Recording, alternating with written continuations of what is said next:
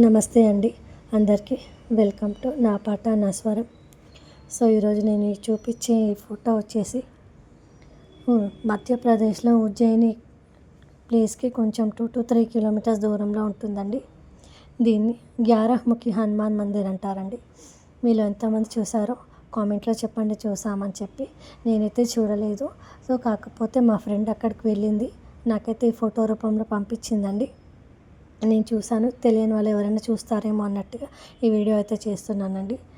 So ఇది వచ్చేసి 11 హనుమాన్ మందిర్ అంటారండి. మనకి 11 అంటే 11 అండి. 11 ముఖాలతో మనకు హనుమాన్ అనేది దర్శనం ఇస్తాడండి. మనకి హనుమంతుడు రాముడిని రక్షించడానికి 11 రూపాలు ఎత్తుతాడనమాట. అందుకే మనకి ఇది 11 అనేసి వస్తుందండి. మనకి ఒక్కొక్క రూపం ఒక్కొక్క దేవుని సూచిస్తుందండి, ఒక్కొక్క అవతారాన్ని సూచిస్తుంది.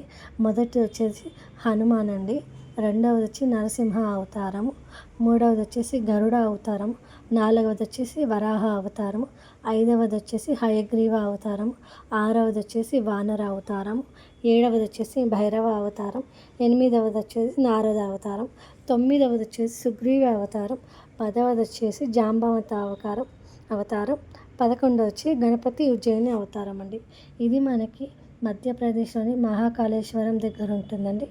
దీని ప్రత్యేకత ఏంటి అంటే మనకి నవగ్రహ దోషాలన్నీ పోతాయండి, శత్రుబాధ పోతుంది, మనకి నరదృష్టి కూడా పోతుందంటే అందుకనేసి.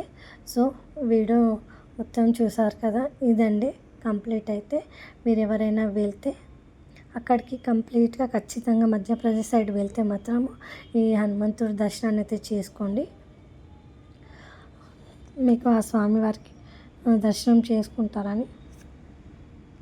వీడియో నచ్చితే లైక్ చేసి సబ్స్క్రైబ్ చేసుకోండి. మీరు ఇచ్చే లైక్ సబ్స్క్రైబ్ వల్లనే నా ఛానల్ ముందుకు వెళ్తుందండి. ఏం లేదు, నేను ఒక హౌస్ వైఫ్గా నేను చేసే చిన్న ఇంట్లో చేసుకునే దాంట్లోనే నేను చూసుకుంటున్నానండి. నాకు నచ్చినట్టు నేను ఉంటున్నాను. దీంట్లో నేను తప్పేం లేదని అనుకుంటున్నాను. నేను అనుకున్నది తప్పు అని అనుకోవడం లేదు. మీకు కూడా నేను చేసే వీడియో నచ్చితే తప్పకుండా ఒక లైక్ చేసి సబ్స్క్రైబ్ చేసుకొని నా ఛానల్కి మోటివేషన్ ఇస్తారని కోరుకుంటున్నాను. జై శ్రీరామ్.